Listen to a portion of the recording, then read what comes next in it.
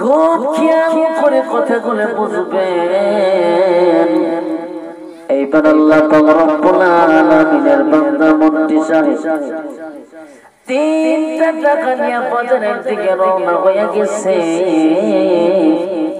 বাজারে যাই এবার বাজার করবে।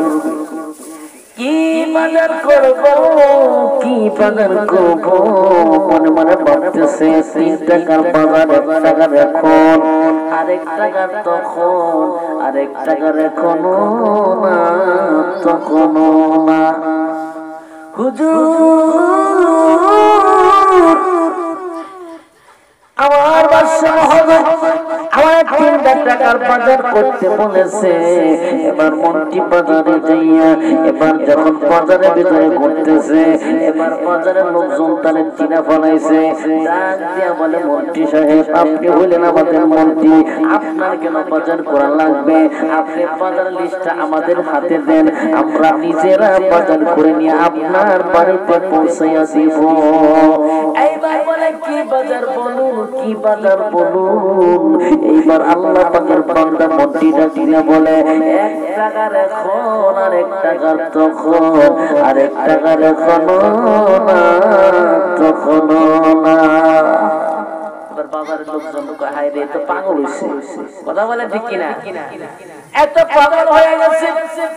এই মন্ত্রীর তো মাথা ছেড়ে গেছে।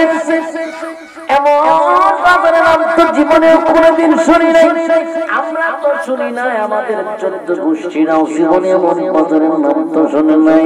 এই বলে বলে আপনার বাদশা পাগল, মন্ত্রী সাহেব পাগল হয়েছে। মন্ত্রীর মাথা তার ছিঁড়ে গেছে। মন্ত্রী বাজারটা করতে পারে নাই। এবার মন্ত্রী ধীরে ধীরে বাড়ির দিকে রওনা হয়ে গেছে। এইবার বাদশা মহোদয় ডাক দিয়ে বলে, মন্ত্রী বাজার দাও, বাজার দাও, বাজার কি করছো? বলে, না বাজার তো করতে পারি নাই। বলে, কেন? বলে, এমন বাজার লিস্টের নামটা শুনি না, মানুষ বলে আমার নাকি মাথার তার ছিঁড়া গেছে, আমি নাকি পাগল হইয়া গেছি। এইবার মন্ত্রীকে এইবার বাদশা মহোদয় দিয়ে বলে, রে দাও দাও, টাকা ফিরে দাও, আমার হুজুর রে ডাইকা নিয়ে আসো। জোরে জোরে কন্যা আল্লাহু আকবার। এইবার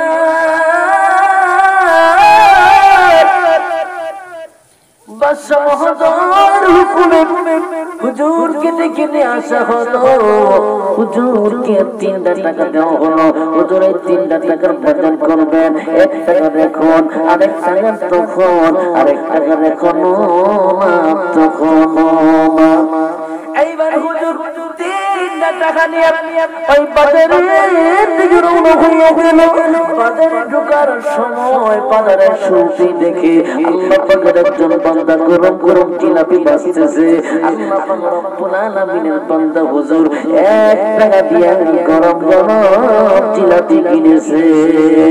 জোরে আওয়াজ করে কন্যা আল্লাহু আকবার। 1 টাকা দিয়ে কি কিনেছে? জিলাপি কিনেছে। এইবার হুজুর বাজার দিয়ে ঘুরতেছে, কি বাজার করবো, কি বাজার করবো। এবার ঘুরতে ঘুরতে এবার দেখে বাজার মসজিদের মসজিদ সাহেব মসজিদের জন্য কালেকশন করতেছে। দিবে যারা পাবে তারা, দিবে না যারা পাবে না তারা, দিয়েছে যারা পেয়েছে তারা, দেয় নাই যারা পায় নাই তারা। টাকা হুজুর আল্লাহর ঘর মসজিদে দান করে দিয়েছে। কন্যা আল্লাহু আকবার। এবার আমি বুঝবো কারা ওয়াজ বুঝতেছে আর কারা বুঝতেছে না, কারা মনোযোগী কারা মনোযোগী না। এক বাক্যে বলুন তো, আর কয় টাকা আছে? 1 টাকা। যারা বললেন তারাই ওয়াজ শুনতেছেন, আর যারা বলে নাই তারা কিন্তু অন্যমনস্ক। কথা বলেন ঠিক কিনা? গোপনে মানুষ এইবার আল্লাহ রাব্বুল আলামিনের বান্দা হুজুর আর 1 টাকার বাজার করতে পারে নাই। এবার বাড়িতে ফেরত আসবে, বাড়িতে ফেরত আসতেছে, রাস্তার পাশে দেখে যাত্রার গান হইতেছে। আর 1 টাকা ওই যাত্রার গানের মধ্যে দান করে দিছে। জোরে জোরে কন্যা আউযু বিল্লাহ। এইবার হুজুর ওই বাদশা মহোদয়ের সামনে যখন হাজির হইয়া গেছে, এবার বাদশা ডাক দিয়া বলে, এ আল্লাহ পাকের বান্দা হুজুর, দেন দেন তাড়াতাড়ি বাজারগুলো বুঝাইয়া দেন। বলে 1 টাকা এখন আপনি বলেছিলেন, এই যে আমার হাতে দেখেন গরম গরম জিলাপি কিনেছি, 1 টাকা দিয়া এই জিলাপিটা এখন খাবেন, এখন মজা পাবেন। খাইতে দেরি হবে কিন্তু মজা পাইতে দেরি হবে না। এটা হলো বর্তমান, এটা হলো 1 টাকার এখন। জোরে বলুন আল্লাহু আকবার। ভাই 1 টাকাটা জিলাপি কিনছি, এখন খাবেন, এখন মজা পাবেন।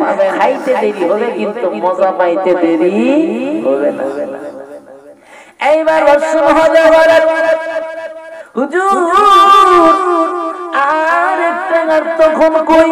এবার হুজুর ডাক দিয়ে বলে, বাদশা আর 1 টাকা আমি ওই যে মসজিদে দান করে দিছি, ওই টাকার সওয়াব আপনি এখন পাইবেন না।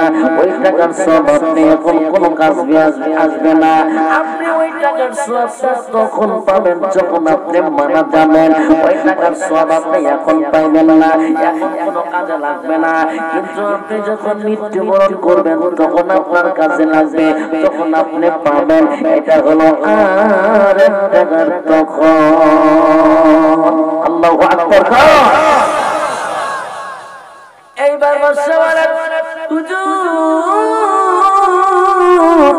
আর 1 টাকার বাজারটা কই? যেই বাজারটা হলো এখনো না তখনো না। এবার হুজুর ডাক দিয়া বলে, এবার মহোদয় আর 1 টাকা আমি জাকাত গানের মধ্যে দিয়া দিছি, ওই টাকার সওয়াব আপনি এখনো পাইবেন না, মরণের পরে আপনি তখনো পাইবেন না। এখন কোনো কাজে আসবে না, মৃত্যুর পরে তখনো কোনো কাজে আসবে না। এখন উপকার হবে না, মরণের পরে তখনো উপকার হবে না। এটা হলো এখনো না তখনো না। জোরে চিল্লায় এখন আল্লাহু আকবার। ইগন বাজার কি পাইছেন? আর একটু জোরে কোন। কিন্তু অনেক মানুষ মনে করে হুজুররা বুঝে বুঝে, এক লোক হুজুরের টাকা না জন্য, হুজুর আমি একটা প্রশ্ন করব, উত্তর যদি দিতে পারেন তাহলে বুঝবো যে আপনার জ্ঞান বুদ্ধি আছে। কি বলছে? জ্ঞান বুদ্ধি আছে। ঠিক আছে করেন। বলেন তো এই পুকুরে কয় গ্লাস পানি আছে? কি জিজ্ঞাসা করছে? এই পুকুরে কয় গ্লাস পানি আছে? বানানো ঘটনা না, এটা একেবারে আল্লামা তাকি উসমান লিখিত কিতাবের ভিতরে পড়েছি। এবার হুজুর বলতেছে, আলেম বলতেছে যে এই পুকুরে কয় গ্লাস পানি আছে? তার আগে আমি আপনাকে একটা প্রশ্ন করব। বলে কি প্রশ্ন? আগে আপনাকে বলতে হবে গ্লাসটা কতটুকু বড়। কথা বলেন ঠিক কি? যদি এই পুকুরের সমান গ্লাস হয় তাহলে এই পুকুরে 1 গ্লাস পানি আছে। কথা বলেন ঠিক কি না? যদি এই পুকুরের গ্লাসটা পুকুরের অর্ধেক হয়, এই পুকুরে 2 গ্লাস পানি আছে। আর গ্লাস যদি পুকুরের 4 ভাগের 1 ভাগ হয়, এই পুকুরে 4 গ্লাস পানি আছে। কথা বলেন ঠিক না? উত্তর কি হইছে? কিন্তু এরপরে ওয়াজ মাহফিলে আলেমদের দরবারে বর্তমানে কি নাই? তেমন একটা মানুষ হয় না। মানুষ হয় ওই জায়গায় যেখানে ভণ্ড পীর আছে, নামাজ লাগে না, রোজা লাগে না, কি লাগে না, গরু নিয়ে যায় আর নাচানাচি করে। সেখানে দেখবেন লোকের অভাব নাই। কথা বলেন ঠিক না? আপনাদের এলাকায় নাই, অনেক এলাকায় আমি দেখি যে গরু নিয়ে বাবার দরবারে যায়। পোলায়ও কয় বাবা, বাপেও কয় বাবা, বউ কয় বাবা, মায়েও কয় বাবা, চাচায় কয় বাবা, দাদায় কয় বাবা, খালি বাবা আর বাবা। মা নাই, কি নাই? আমার হিন্দুদের ওখানে যাবে কালী মা, অমুক মা, তমুক মা, খালি মা আর মা। কথা বলা ঠিক কিনা? এজন্য আমার ভাইয়েরা ওই বাবার বাবায় ধরা দিবে না। কথা বলেন ঠিক কিনা? আপনাকে আমল করতে হবে। তবে হ্যাঁ, হক্কানি উলামায়ে কেরাম, হক্কানি পীরের দরবারে গেলে সেখান থেকে আপনি শিক্ষা নিতে পারবেন। কিন্তু হক্কানি পীর কাকে বলে এটা আগে জানতে হবে। কথা বলেন ঠিক না? ঠিক। হক্কানি পীর আপনাকে জানতে গেলে হক্কানি পীরের আলামত হলো 4টা। জোরে বলেন কয়টা? এগুলা বলতে গেলে অনেক সময় দরকার। 1 নম্বর হইতেছে পীরকে আলেম হইতে হবে। কি হইতে হবে? পীরকে আলেম হইতে হবে। এখন আলেম কারে কয় এটা তো জানা লাগবে।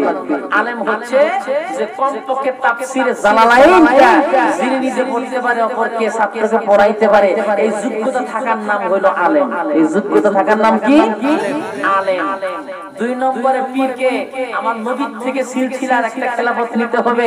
আমি যার পীরের মুরিদ, আমি যার থেকে খেলাফত নিছি, আমার পীর তার পীর তার পীর যাইতে যাইতে আমার নবী পর্যন্ত থেকে যায়। তিন নম্বর হইছে পীর কোন সময় কোন টাকা পয়সার লোভ মুরিদের কাছে করবে না। কথা বুঝতে পারছেন? আর চার নম্বর হইতেছে পীর কোন সময় ইচ্ছা কইরা কোন কেরামতি দেখাবে না। কথা বুঝতে পারছেন? এই হলো পীরের খাঁটি পীরের আলামত। আমি আমার যে আয়াতে কারিমা তেলাওয়াত করেছি এখনো পর্যন্ত ওই দিকে আমি যাই নাই। এই দুটিশ্বর গ্রামের মানুষ নয়, এই পূর্ব পাড়ার শুধু মানুষ নয়, আশপাশের বাড়ির মানুষ আসলে আমার মনে হয় এখানে জায়গা দেওয়া সম্ভব হইতো না। এজন্য আলেমদের দাওয়াত দেওয়া হয়েছে আজকে। এজন্য আলেম সম্পর্কে দুটি কথা বললাম। আপনারা কি বেজার হয়েছেন? পিছনের ভাইয়েরা বেজার হয়েছেন? এখন আমি আমার মূল আলোচনা করব। অল্প সময় কি থাকবেন না থাকবেন? আর একটু জোরে বলেন, থাকবেন?